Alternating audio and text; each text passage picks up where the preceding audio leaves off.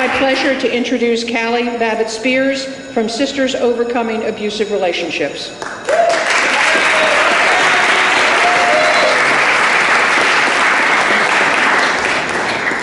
Thank you, Catherine.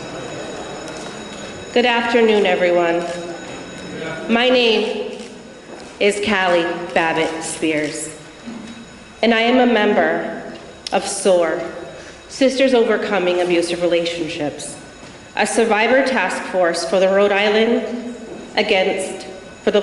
Coalition Against Domestic Violence. I am a dedicated, passionate advocate. I am resilient. I am a community activist, and I am a mother of 6. As a child, I witnessed domestic violence with my family, and as a result, experienced instability in my living situation. There were times I had a home, and there were times my family and I lived out of a car. I was in and out of foster homes. By the age of 8, I was placed with my aunt and uncle who had my younger brother. I was 20 years old when I moved here to Rhode Island. I met my now ex-husband. His family was close by. They had a nice home, beautiful piece of land, and they were very welcoming. I thought we'd have a family like that, a family with stability. I wanted that type of family support for me and my children. After we had our first child, we moved into a house together. The property was on a private, isolated, and surrounded by his family. In that house is where the abuse began. My ex-husband told me our house was his house, and it would never be mine. It was as if he was taking the stability I worked so hard for me and my children. He had us where he wanted us. As our family grew, the abuse escalated. I feared staying with him, but I also feared losing him. We were dependent on his income. I couldn't afford the rent on my own because of the financial abuse that I have endured. He had threatened and assaulted me many times during my many attempts to leave. But I was fearful of being homeless and living in a vehicle with my children if I had left. I had no support. Where would we have gone? His family witnessed some of the violence, but they did not identify it as abuse. They didn't want to believe they raised an abuser. With help from an advocate, I had an opportunity to go to a local domestic violence shelter, but had to sacrifice leaving a few of my children behind because there was only space for myself and one child, my infant. Having to leave my children behind was a sacrifice I never wanted to imagine or endure.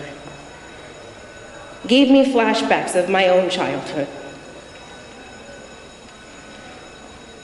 As a mother, I wanted to protect my kids and keep them together.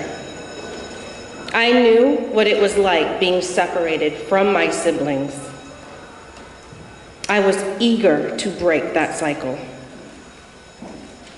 After being in the shelter, an apartment became available with enough rooms for me and all my children. But I knew my ex-husband would find me at this apartment complex because it was a small town, and this was the only low-income community there.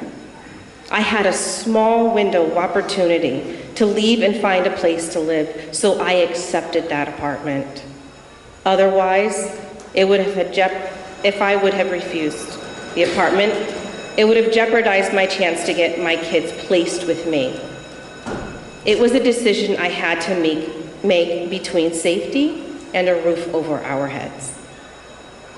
Once I was living in this apartment with our children, my abuser found us. I remember when he showed up at the apartment, I asked him, "How did you find us?" His reply was, "Where else would you have gone?" Since he knew where we lived, he was able to stalk me. He stalked me as often as he could to see if I had company. Even though I was physically separated from him, he still continued to control me. Shortly after moving in, I applied for Section 8 voucher. It took almost 7 years to receive that voucher, and while searching for a new apartment, I wound up frustrated. All of the options were out of my price range. I would have had to have paid most of my income towards the rent, and I could not afford to do that.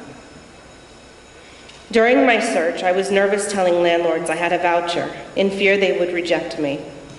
I was even told I shouldn't tell landlords of the voucher or they wouldn't rent to me. I remember speaking to one landlord who knew I had a voucher.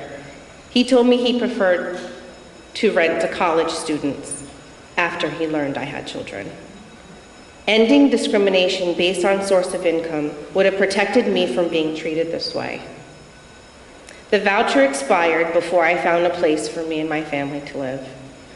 Finally receiving a voucher and not being able to find an apartment made me feel like a failure. Domestic violence is one of the leading causes of homelessness for women and children in our country. Between 22 and 57% of homelessness among women is caused by domestic violence, according to the National Network to End Domestic Violence. I did not leave an abusive relationship to then be controlled by the lack of housing options available to keep me and my children safe.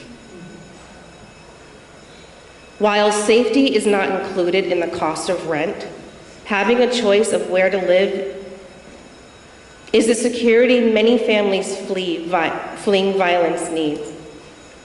It is also important to have options for safe, affordable housing because every family deserves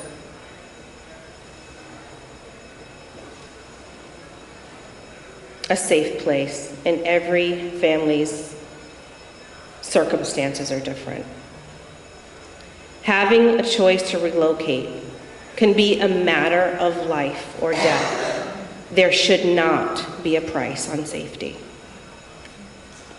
Thank you.